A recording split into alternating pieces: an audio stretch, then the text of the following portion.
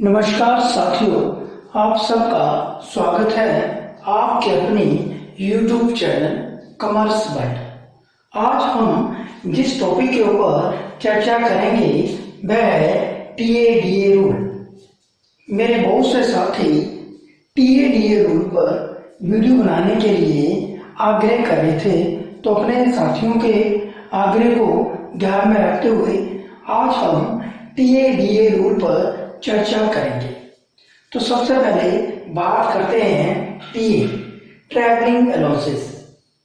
जब भी कोई गवर्नमेंट एम्प्लॉय किसी गवर्नमेंट कार्य को करने के लिए अपने हेडक्वार्टर से 8 किलोमीटर से अधिक की दूरी की यात्रा करता है, तो उस यात्रा के दौरान उसके जो भी एक्सपेंसेस होते हैं उन एक्सपेंसेस को कंपनसेट करने के लिए उस विभाग विशेष के द्वारा जो धनराशि प्रदान की जाती है वह टीए अर्थात ट्रैवलिंग अलाउंसेस कहलाती है। Amount paid to compensate the travelling expenses during the journey for the official purpose known as a travelling allowances. अब हम बात करते हैं डेली अलाउंसेस। जब भी कोई गवर्नमेंट एम्प्लॉय अपने हेडक्वार्टर से किसी गवर्नमेंट काम को पूरा करने के लिए पब्लिक इंटरेस्ट में अपने हेडक्वार्टर से 8 किलोमीटर दूर जाता है और वहां पर स्टे करता है, तो उसके स्टे के दौरान उसे जो अलाउंसेस दिया जाता है उसे डेली अलाउंसेस कहते हैं। अर्थात हेडक्वार्टर से 8 किलोमीटर की दूरी पर किसी गवर्नमेंट कार्य को करने के दौरान उस व्यक्ति के द्वारा जब स्टे किया जाता है, तो स्टे के दौरान उसके जो एक्सपेंसेस होते हैं उन्हें कंपनसेट करने के लिए जो धनराशि दी जाती है वह डेली अलाउंसेस कहलाती है। इन दोनों अलाउंसेस को अवेल करने के लिए हमें कुछ कंडीशंस को फुलफिल करना होता है। तो फर्स्ट कंडीशन यह है कि ट्रैवलिंग अलाउंसेस या डेली अलाउंसेस किसी भी एम्प्लॉय को तभी दिया जा सकता है जब वह किसी गवर्नमेंट कार्य को पब्लिक इंटरेस्ट में करने के लिए अपने हेडक्वार्टर से 8 किलोमीटर दूर जाता है। अगर इससे कम दूरी पर वह व्यक्ति जाता है तो उसे ये अलाउंसेस नहीं दिए जाते हैं। सेकेंडली, किसी भी ट्रैवलिंग अलाउंसेस को कोई भी व्यक्ति लगातार 180 दिन तक ही अवेल कर सकता है। अर्थात मान लो कोई व्यक्ति पब्लिक इंटरेस्ट में ऑफिशियल काम को करने के लिए लगातार 180 दिन बाहर रहता है या इससे ज़्यादा बाहर रहता है, तो वह मैक्सिमम 180 दिन तक ही कंटिन्यू ट्रैवलिंग अलाउंसेस को अवेल कर सकता है। इससे ज़्यादा अगर वो उस ऑफिशियल काम को करने के लिए बाहर रहता है तो उसे ट्रैवलिंग अलाउंसेस या डेली अलाउंसेस नहीं दिया जाता है। लेकिन इस 180 दिन से पहले अगर उसके डेज ब्रेक हो जाते हैं, अर्थात मान लो कि वह व्यक्ति 160 दिन के बाद फिर से अपने हेडक्वार्टर को ज्वाइन कर लेता है और फिर दोबारा से उसी काम को करने के लिए हेडक्वार्टर को छोड़कर चले जाता है, तो उसके इन 180 डेज की कैलकुलेशन फिर 160 दिन के बाद 1 से शुरू की जाएगी। अगर हम TADA के रेट की कैलकुलेशन करें तो हिमाचल सरकार के द्वारा न्यू पे कमीशन तो लागू कर दिया गया है, लेकिन TADA से रिलेटेड जो प्रावधान पहले से चले हुए आ रहे थे उन्हीं प्रावधान के अकॉर्डिंगली जो हिमाचल प्रदेश के गवर्नमेंट एम्प्लॉय है उन्हें TADA का भुगतान किया जाएगा जब तक कि नए TADA रूल पब्लिश नहीं होते हैं। इट मीन्स जो हिमाचल प्रदेश में TADA है वह कोई भी एम्प्लॉय ठीक उसी प्रकार से क्लेम करता रहेगा जैसे मैं पहले से क्लेम करता आ रहा था। यद्यपि हिमाचल प्रदेश में न्यू पे स्केल इम्प्लीमेंट हो चुका है। तो टीएडीए के रेट को फिक्स करने के लिए हिमाचल प्रदेश में जो एम्प्लॉइज हैं वो अलग अलग कैटेगरीज में डिवाइड किए गए हैं तथा इनकी कैटेगरीज को ही ध्यान में रखते हुए टीएडीए का भुगतान किया जाता है। तो हिमाचल प्रदेश में मुख्य रूप से जो एम्प्लॉइज हैं उन्हें 5 कैटेगरीज में डिवाइड किया गया है। Category A, B, C, D तथा ई। इनको डिवाइड करने के लिए जो मेन पॉइंट रखा गया है वह एक तो है ग्रेड पे और दूसरा है पे स्केल। कोई भी गवर्नमेंट एम्प्लॉय जिसकी जो ग्रेड पे 10,000 रुपये है या उसका पे स्केल 57,000 से ज्यादा है तो वह कैटेगरी ए में कंसीडर किया जाता है। और कोई भी ऐसा गवर्नमेंट एम्प्लॉय जिसकी ग्रेड पे 6600 रुपये से लेकर 6600 रुपये है या 6600 रुपये से लेकर 10,000 रुपये तक है, अर्थात 10,000 रुपये से कम है और जिसका पे स्केल 33,090 रुपये से लेकर शुरू हो लेकिन वह 57,700 रुपये से कम है, उसे कैटेगरी बी में रखा गया है। कैटेगरी सी में वह गवर्नमेंट एम्प्लॉय रखा गया है जिसकी ग्रेड पे 5,000 रुपये से शुरू होती है तथा 6600 रुपये से कम है। इसके साथ जिस एम्प्लॉय का पे स्केल 27,000 रुपये से शुरू होता है तथा 33,000 रुपये 90 से कम है उसे कैटेगरी सी का एम्प्लॉय घोषित किया गया है। और ऐसा गवर्नमेंट एम्प्लॉय जिसकी ग्रेड पे 3,000 रुपये से शुरू होती है बट 5,000 रुपये से कम है उसे टीएडीए के पॉइंट ऑफ व्यू से कैटेगरी डी का एम्प्लॉय रखा गया है। ऐसा एम्प्लॉय जिसकी ग्रेड पे 1,300 रुपये से शुरू होती है बट 3,000 रुपये से कम है उसे कैटेगरी ई का एम्प्लॉय घोषित किया गया है। तो इनकी कैटेगरीज को ही ध्यान में रखते हुए टीएडीए, होटल चार्जेस आदि जितने भी चार्जेस जो टूर एंड ट्रैवलिंग के दौरान किसी भी गवर्नमेंट एम्प्लॉय को तभी दिया जाता है जब वह अपने ऑफिशियल काम के लिए अपने हेडक्वार्टर से 8 किलोमीटर से अधिक दूरी पर जाता है। तो इट मीन्स जो टीएडीए की कैलकुलेशंस है वो उसकी अब्सेंस फ्रॉम द हेडक्वार्टर पर डिपेंड करती है। तो टीए की कैलकुलेशन अर्थात किस समय के लिए कितना टीए दिया जाएगा ये उस एम्प्लॉय विशेष की उसके हेडक्वार्टर से अब्सेंस पर डिपेंड करता है। लेकिन अगर उसकी जो अब्सेंस है वो 6 आवर हो जाती है तो उसे 30% टीएडीए का 30% अमाउंट दिया जाता है। और अगर उस एम्प्लॉय की जो अब्सेंस है वो ऑफिस से 6 आवर से लेकर 6 आवर से ज्यादा और 12 आवर से कम होती है तो जो उसका टीए का रेट होता है उसका 70% अमाउंट उसे टीएडीए के रूप में दिया जाता है। और अगर उस एम्प्लॉय की अब्सेंस अपने हेडक्वार्टर से 12 आवर से ज्यादा हो जाती है तो उसे टीएडीए का जो रेट है वह 100% दिया जाता है। टीएडीए की कैलकुलेशन करने के लिए हम मिडनाइट टू मिडनाइट को काउंट करते हैं। अर्थात मान लो हम 11 तारीख की मिडनाइट से लेकर 12 तारीख की जो मिडनाइट है उस समय तक का जो समय होगा तब तक का जो समय होगा उसको टीएडीए की कैलकुलेशन के लिए काउंट करेंगे। तो यहाँ पर हम देख रहे हैं कि एक गवर्नमेंट एम्प्लॉय अगर 11 तारीख रात को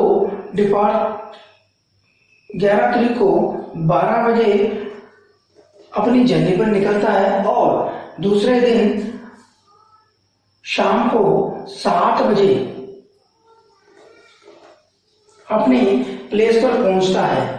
तो इसी दौरान जो आवर्स बनते हैं वो हमारे पास 12 टू 12 बन गए। फिर 1 2 3 4 5 6 7 आवर और बन गए। तो हमारे पास टोटल जो आवर बन रहे हैं वो 19 आवर बन रहे हैं। तो इट मीन्स ये इसका मतलब ये नहीं समझना चाहिए कि हमारी जो डेली बन रही है वो 2 बन रही है, क्योंकि मिडनाइट टू मिडनाइट एक्चुअली में देखा जाए तो 24 आवर बनते हैं। लेकिन डीए के पॉइंट ऑफ व्यू से हम जो मैक्सिमम 100% डीए देते हैं वो अब 12 आवर देते हैं। तो इस केस में हमें जो डेली मिलेगी 11 मिडनाइट टू 12 मिडनाइट वो एक डेली ही हम क्लेम कर सकते हैं। जैसा कि हमने पहले चर्चा की कि हिमाचल प्रदेश में टीए डीए के जो रेट्स हैं वो कैटेगरीज को ध्यान में रखते हुए निश्चित किए गए हैं। तो उन्हीं कैटेगरीज को ध्यान में रखते हुए अलग अलग कंडीशन में ट्रैवल करने पर किसी गवर्नमेंट एम्प्लॉय को अलग अलग ढंग से टीए डीए का भुगतान किया जाता है। तो सबसे पहले हम बात करते हैं एक ऐसी कंडीशन की जिसमें कोई भी गवर्नमेंट एम्प्लॉय अपनी ड्यूटी को परफॉर्म करने के लिए अपने हेडक्वार्टर से 8 किलोमीटर दूर जाता है तथा उसका ये जो ट्रैवल है वो विद इन हिमाचल है।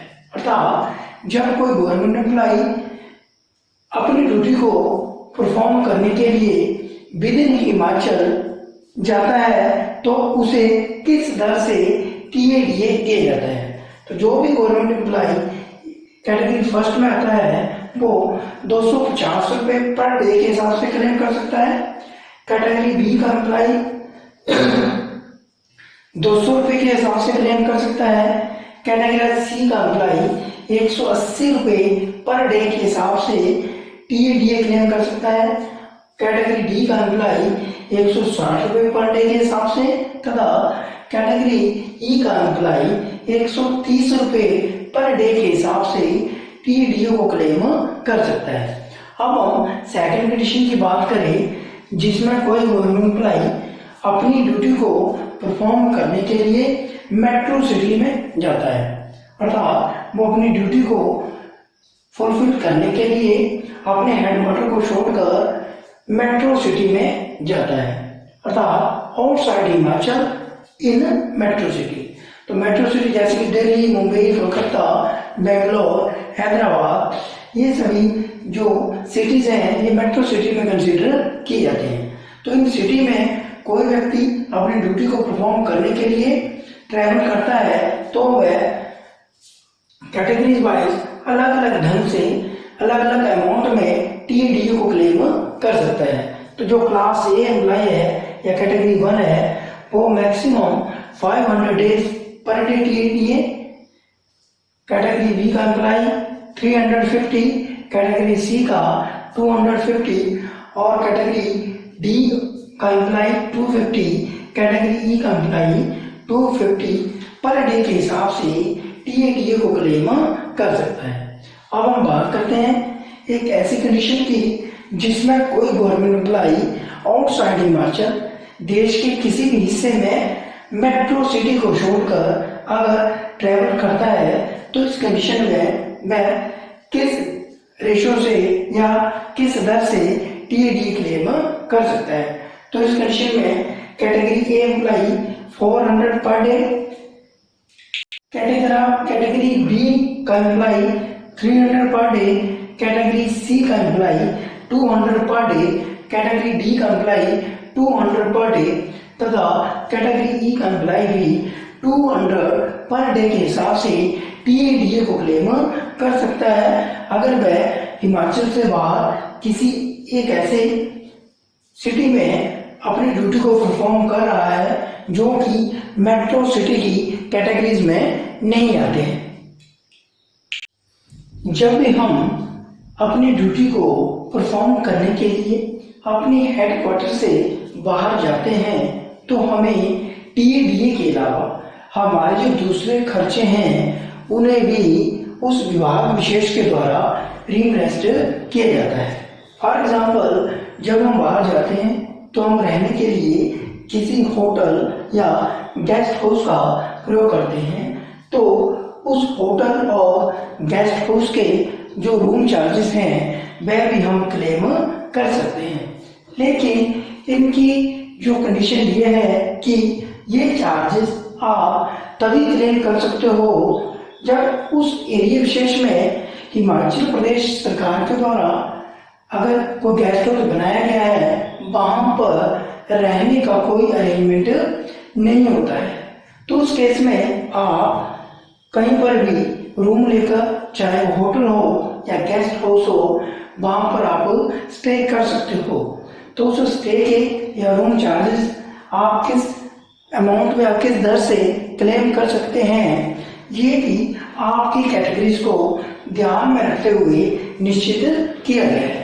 तो कोई भी गवर्नमेंट एम्प्लॉय जो मेट्रो सिटी में रहने के लिए रूम या गेस्ट हाउस का रेंट पे करता है, तो कैटेगरी ए का एम्प्लॉय मैक्सिमम 5,000 रुपये तक, कैटेगरी बी का 3,000 रुपये तक, कैटेगरी सी का 1,500 रुपये तक, कैटेगरी डी का 1,000 तक तथा कैटेगरी ई का एम्प्लॉय 1,000 रुपये तक पर डे के हिसाब से होटल या गेस्ट हाउस चार्जेस को क्लेम कर सकता है।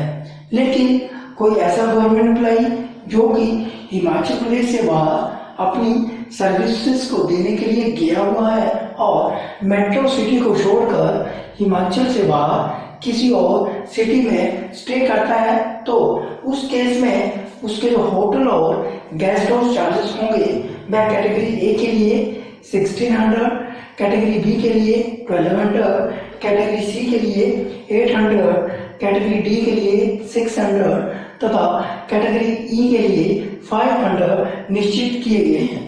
लेकिन इनको क्लेम करने की कंडीशन ये है कि आपको इनकी जो ओरिजिनल रसीद है वो डिपार्टमेंट के पास जमा करवानी होगी। अब बात करते हैं पब्लिक ट्रांसपोर्ट की।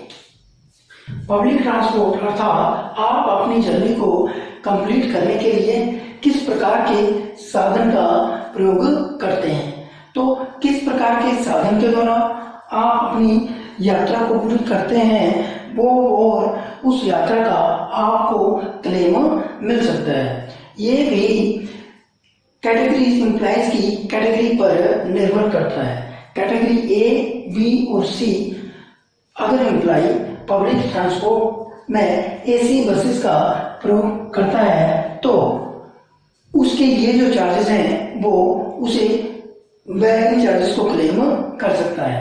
कैटेगरी ई का एम्प्लॉय डिलक्स बसेस में अगर सफर करता है तो उन चार्जेस को क्लेम कर सकता है।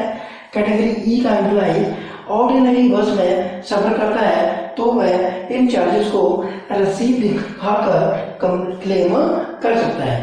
किसी भी हाल में अगर कैटेगरी ई का एम्प्लॉय एसी बसेस में सफर करता है तो वह इन चार्जेस को क्लेम तो कर सकेगा, लेकिन उसके जो चार्जेस का रेट होगा वो ऑर्डिनरी बस के किराए तक ही निश्चित होगा और इससे एक्स्ट्रा जो एसी बसेस के लिए उसने चार्जेस दिए हैं उसे इसका क्लेम नहीं मिलेगा।